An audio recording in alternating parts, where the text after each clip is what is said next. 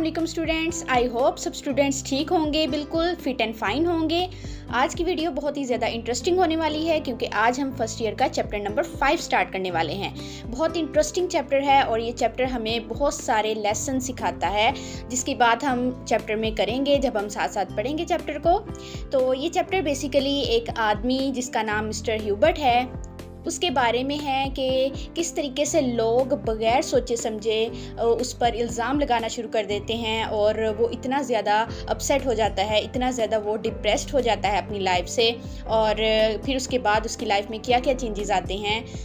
वो बहुत ही शरीफ और बहुत ही ईमानदार इंसान होता है, लेकिन कुछ लोग उस पर इल्ज़ाम लगा देते हैं जिसके बाद सब लोग उसको टॉन्ट करना शुरू हो जाते हैं, उस पर इल्ज़ाम लगाना शुरू हो जाते हैं, गलत इल्ज़ामात उस पर लगते हैं। और वो कहता भी है कि जो भी उस पर इल्ज़ाम लगे हैं वो बिल्कुल बेबुनियाद हैं, लेकिन कोई भी उसकी बात नहीं सुनता। ऐसा होता है हमारे माशरे में भी, बग़ैर सोचे समझे और बग़ैर किसी तस्दीक के लोग एक दूसरे पर इल्ज़ाम लगाना शुरू कर देते हैं, एक दूसरे को बुरा भला कहना शुरू कर देते हैं। तो ये चीज़ इस चैप्टर में बताई गई है कि किस तरह से एक गलत इल्ज़ाम की वजह से एक इंसान सरवाइव करता है। जब उस पर कोई ऐसा इल्ज़ाम लग जाता है तो किस तरीके से उसकी लाइफ मुश्किल हो जाती है, वो किस फेज़ से वो गुज़रता है और क्या उसकी लाइफ में आगे चेंजेस आते हैं, इस चैप्टर में हम पढ़ेंगे। तो चलिए स्टार्ट करते हैं। At the end of market day यानी कारोबारी दिन। पहले ज़माने में ऐसा होता था कि एक दिन फ़िक्स होता था, दुकानें लगती थी, एक दिन ऐसा फ़िक्स होता था कि एक जगह फ़िक्स होती थी कि उस जगह पर दुकानें लगेंगी और लोग जो है वो कारोबार करेंगे यानी लेन देन करेंगे। पूरा दिन काम करने के बाद दिन के इख्तिताम पर एक काम की रूटीन के बाद the rich people with vehicles of all kinds के अमीर लोग अपनी अपनी गाड़ियों में, मुख्तलिफ़ किस्म की गाड़ियों में, carts, gigs, wagons, dump cart यानी हर किस्म की गाड़ियाँ, खुली गाड़ियाँ, बगियाँ, wagons gathered at a great hall, एक बड़े हॉल में जमा हो गए फॉर अ ग्रेट मील, एक बड़े खाने के लिए। यानी जैसे फुल ऑन पार्टी स्टार्ट होने वाली है कि बहुत सारे अमीर लोग अपने अपने कारोबारी दिन के ख़त्म होने पर, अपने अपने काम ख़त्म करने के बाद वो अपनी मुख्तलिफ़ गाड़ियों में, हर कोई किसी गाड़ी में आ रहा है, कोई किसी गाड़ी में आ रहा है, हर किस्म की गाड़ियों में लोग एक बड़े से हॉल में जमा हो गए एक बड़े खाने के लिए। यानी फुल पार्टी का माहौल है और लोग इकट्ठे हो रहे हैं। और इस तरह होता है कि बहुत सारे लोग इकट्ठे होते हैं, गैदरिंग्स होती हैं और एक दूसरे के साथ बातें होती हैं, एक दूसरे के बारे में डिस्कशंस होती हैं, अपने अपने कारोबार के मुतल्लिक बातें होती हैं, पॉलिटिक्स के मुतल्लिक बातें होती हैं और एक दूसरे की इस तरह से इंटरेक्शन होता है, एक दूसरे की फैमिलीज़ के बारे में पता चलता है और कारोबार के बारे में। तो वो तमाम लोग इकट्ठे हो गए, बड़े हॉल में जमा हो गए। There were chickens, pigeons and legs of mutton in the roast. भुनी हुई मुर्गियों, कबूतरों और बकरी की रानें वहाँ पर मौजूद थी। यानी इतने मज़े का खाना वहाँ पर मौजूद था, कबूतर और बकरों की रानें मौजूद थीं। एंड एन एपिटाइजिंग ऑर्डर, और एक भूख बढ़ाने वाली खुशबू ऑफ रोस्ट बीफ की यानी गाय के भुने हुए गोश्त की जो खुशबू थी वो भूख को और ज़्यादा बढ़ा रही थी। इतने मज़े की खुशबू आ रही थी हॉल में, इतने मज़े का खाना था और ऊपर से उसकी खुशबू है वो भूख को और मज़ीद बढ़ा रही थी। बीफ एंड ग्रेवी, बीफ भुना हुआ गोश्त जो गाय का गोश्त है, एंड ग्रेवी और उसका शोरबा, उसकी यखनी dripping over the brown skin, वो गिर रही थी, टपक रही थी ब्राउन स्किन पर, उसकी बुरी खाल पर। विच इंक्रीज्ड द एपिटाइट, जो भूख को मज़ीद बढ़ा रही थी। And made everybody's mouth watered, और इससे हर किसी के मुंह में पानी आने लग गया था। इतने मज़े का खाना वहाँ पर मौजूद था कि हर किसी के मुंह में पानी आने लग गया था। और इस पैराग्राफ के बाद तो मुझे खुद भूख लगने लग गई है। खैर, एवरीवन टोल्ड हिज अफेयर्स, हर कोई मामला डिस्कस कर रहा था, मामला को बता रहा था। हिज परचेजेस एंड सेल्स, अपनी ख़रीदो फरोख्त के बारे में, यानी अपनी ख़रीदो फरोख्त के बारे में बात कर रहा था और अपने बिज़नेस के बारे में बात कर रहा था। हर कोई एक दूसरे से डिस्कस कर रहा था। The dinners discussed the crops, जो खाना खाने वाले थे वो क्या डिस्कस कर रहे थे, क्रॉप्स, फसलों के बारे में, एंड द वेदर, और मौसम के मुतल्लिक, which was favourable for the green things, मौसम सब्जियों के लिए तो बहुत अच्छा है बट नॉट फॉर वेट, लेकिन गंदम के लिए अच्छा नहीं है ये मौसम। Suddenly at the sound of drum beat in the court, और अचानक से ढोल के बजने की आवाज़ आई, अचानक से ढोल की आवाज़ सुनाई दी जब इन द कोर्ट, अदालत में। And everybody rose from the seats, और हर कोई अपनी सीट से उठ गया एक्सेप्ट अ फ्यू वंस, सिवाय कुछ लोगों के, who still had the food in their hands, और जिनके हाथों में अभी तक खाना मौजूद था वो बैठे थे। बाकी सब उस ढोल की आवाज़ पर सब खड़े हो गए थे, हर कोई अपनी जगह से खड़ा हो गया था। ढोल की आवाज़ है मतलब कोई ना कोई अनाउंसमेंट होने वाली है, तो सब लोग खड़े हो गए ये सुनने के लिए कि ऐसी कौन सी अनाउंसमेंट होने वाली है, कौन सा ऐसा ऐलान है जो होने वाला है। तो हर कोई अपनी जगह से उठ गया, सिर्फ कुछ लोगों के जो अभी तक खाना खा रहे थे। After the drum beat had ceased, जब ड्रम बंद हो गया, बजना बंद हो गया, रुक गया, तो the drum beater called out to the people, तो ड्रम बजाने वाले ने लोगों से मुखातिब हुआ, वो ड्रम बजाने वाला, हु वर नाउ अटेंटिव, वो लोग जो अब उसकी तरफ मतवज्जा थे, एंड इम्पेशेंटली वेटिंग, और बेसब्री से इंतज़ार कर रहे थे, for him to call out the public announcement, उसकी तरफ मतवज्जा थे और बेकरारी से बेसब्री से इंतज़ार कर रहे थे कि वो ऐलान करे। कौन सा ऐलान करेगा वो बेसब्री से इस चीज़ का वेट कर रहे थे। It is hereby may to the inhabitants यानी वो वहाँ के लोग, उस जगह पर रहने वाले मुकामी लोग।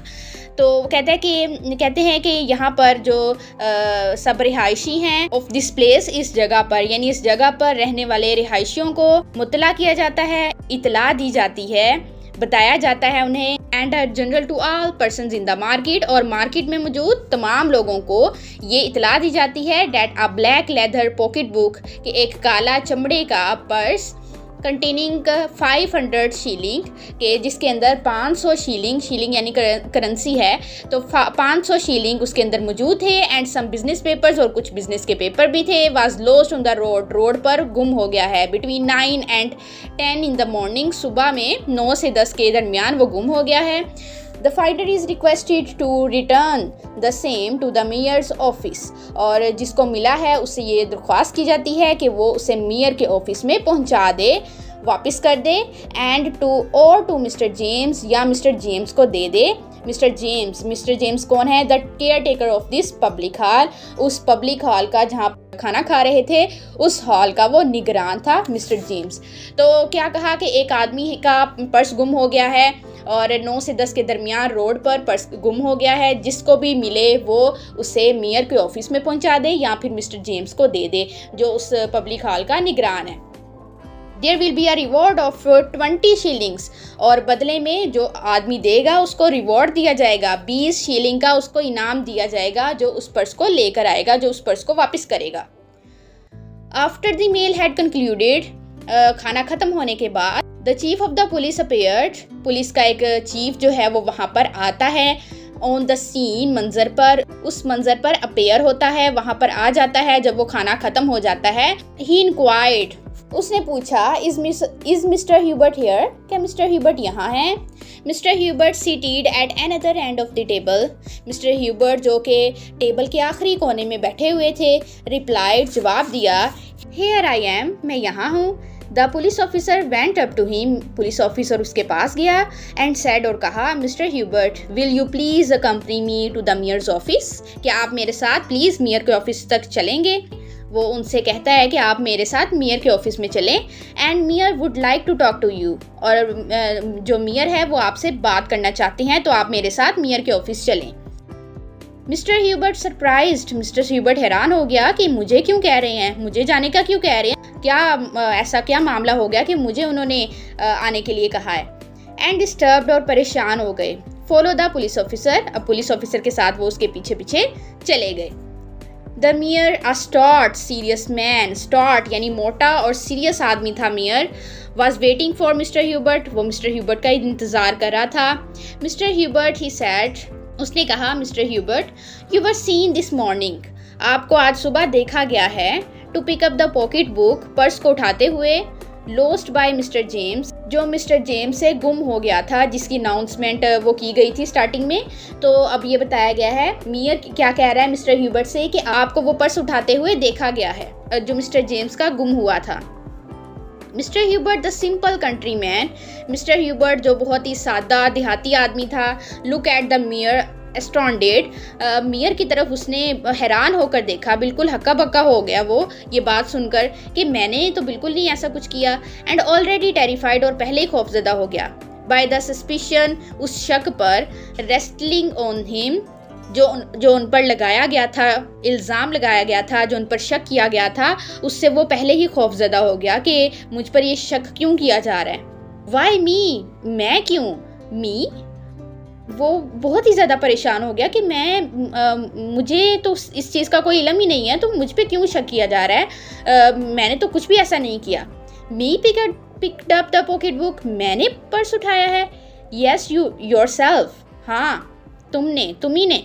Bye my word of honour, मैं अपनी इज्जत की कसम खाकर कहता हूँ, I never heard of it, मैंने तो इसके बारे में सुना भी नहीं है। वो कसम खाता है कि मैंने तो ऐसा कभी सुना भी नहीं है, मैंने तो पर्स के मुतालिक कुछ भी नहीं सुना, मुझे कुछ पता ही नहीं है कि पर्स गुम हुआ है क्या नहीं, और पर्स के मुतालिक मुझे कोई भी इंफॉर्मेशन नहीं है, और प्लीज़ मुझे माफ़ रखें इस चीज़ से, मैं ऐसा बिल्कुल भी नहीं हूँ, मुझे इसके मुतालिक कुछ भी नहीं पता। वो साफ इस चीज़ को ख़त्म कर देता है कि मेरा इससे कोई लेना देना नहीं है। बट यू वर सीन, लेकिन आपको देखा गया है।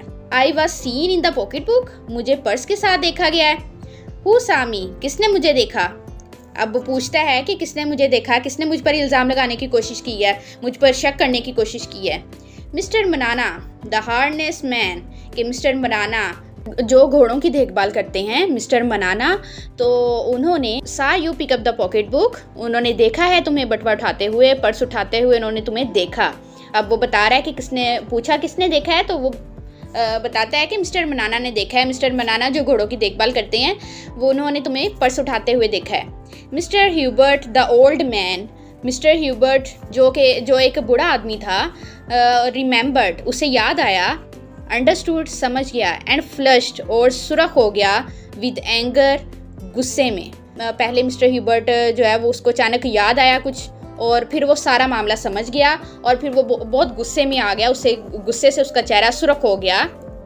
ओह him, yes he saw me pick up this string, फिर उसे याद है, उसने कहा कि उसने ये रस्सी उठाते हुए मुझे देखा है। And as he said so, और जब उसने ये बात कही, he drew out the little piece of string from his pocket, जब उसने ये बात की तो उसने क्या किया, अपनी पॉकेट से वो रस्सी का टुकड़ा निकाला, छोटा सा रस्सी का टुकड़ा उसने निकाला, और उसने कहा कि ये रस्सी का टुकड़ा उसने उठाते हुए मुझे देखा है। बट द मियर शोक हिज हेड एंड सेड, लेकिन मियर ने उसकी बात नहीं मानी। मियर ने अपना सर जो है वो हिलाया नहीं में, और कहा, you will not make me believe, कि तुम मुझे यकीन नहीं दिला सकोगे, डैट मिस्टर मनाना who is a man of worthy Credence, के जो काबिल एतमाद आदमी है, वो एक ऐसा आदमी है जिस पर यकीन किया जा सकता है, एतमाद किया जा सकता है, वो ऐसा आदमी है जिस पर यकीन किया जा सकता है। तो ऐसा आदमी mistook the code for a pocket book, कि वो उस आदमी ने रस्सी को पर्स समझा, ये ऐसा हो ही नहीं सकता। तो मियर जो है वो उसकी बात पर बिल्कुल भी यकीन नहीं करता। तो अब मियर ने तो उसकी बात पर बिल्कुल भी यकीन नहीं किया, तो वो अपनी बात का यकीन कैसे दिलवाते हैं और आगे क्या होता है, ये हम नेक्स्ट पार्ट में पढ़ेंगे। तो चैनल को सब्सक्राइब कर लें, बेल आइकन को प्रेस कर लें, और वीडियो अच्छी लगे तो लाइक कर दें। सो दैट्स इट, अल्लाह हाफिज़।